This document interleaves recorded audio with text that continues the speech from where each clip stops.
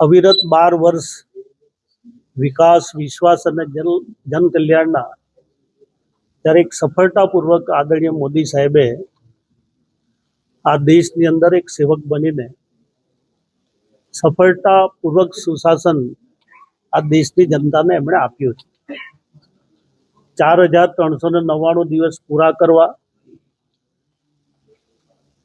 એક પણ દિવસની રજા નહીં, કુદરતે પણ એમનો પૂરેપૂરું સ્વાસ્થ્યની ચિંતા કરીને ખૂબ મોટી આ દેશની જનતાને સેવા આપી છે। અનેક નાના માણસોને પણ ધ્યાનમાં રાખ્યા, મધ્યમ વર્ગના લોકોને પણ ધ્યાનમાં રાખીને 140 કરોડથી પણ વધારે આ દેશની જનતાને એની સુખાકારીઓ માટે,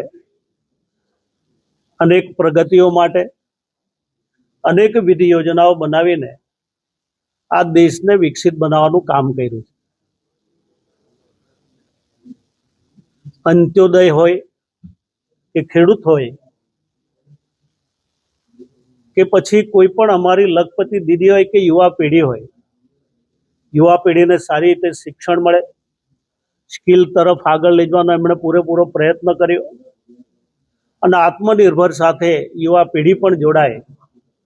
પ્રધાનમંત્રી કિસાન નિધિ સાથે અનેકવિધ યોજનાઓ ખેડૂતો માટે બનાવીને એ ડબલ ઉત્પાદન મેળવીને દેશનો કિસાન મજબૂત બને અને કૃષિ ક્ષેત્રે પણ વધુ આવક સાથે દેશ મજબૂત બને એ દિશામાં પણ એમણે અનેક પ્રકારના પ્રયત્નો કર્યા અને એના કારણે આજે દેશ કોરોના કાળની અંદર પણ આપણે જોયું છે કે 81 કરોડ કરતાં વધારે લોકોને મફત અનાજ આપવું,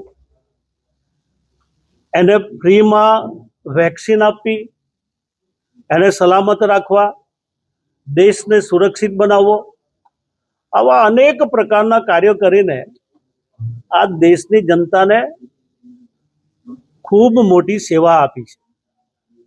આવનારા દિવસોમાં પણ હજુ પણ એ લાંબા સમય સુધી શાસન કરવાના છે, ત્યારે ચોક્કસ રીતે હું આપના માધ્યમ દ્વારા પણ એમને શુભકામના પાઠવું છું।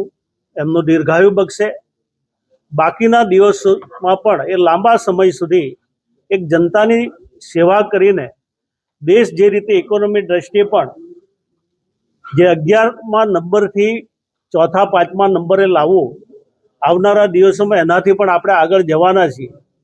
દેશ વિકસિત બને, આત્મનિર્ભર બને અને એક એમણે વોકલ ફોર લોકલને જ્યારે પ્રાધાન્ય આપીને અહીંયાની નવી પેઢી એક આવનારા દિવસોમાં ખૂબ મજબૂત બની શકે એ દિશામાં પણ અનેક પ્રકારના પ્રયત્નો કર્યા છે।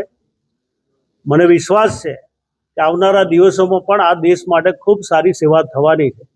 ત્યારે આ 12 વર્ષ અવિરત રીતે તેમણે પૂરા કર્યા છે, સફળતાપૂર્વક પૂરા કર્યા છે।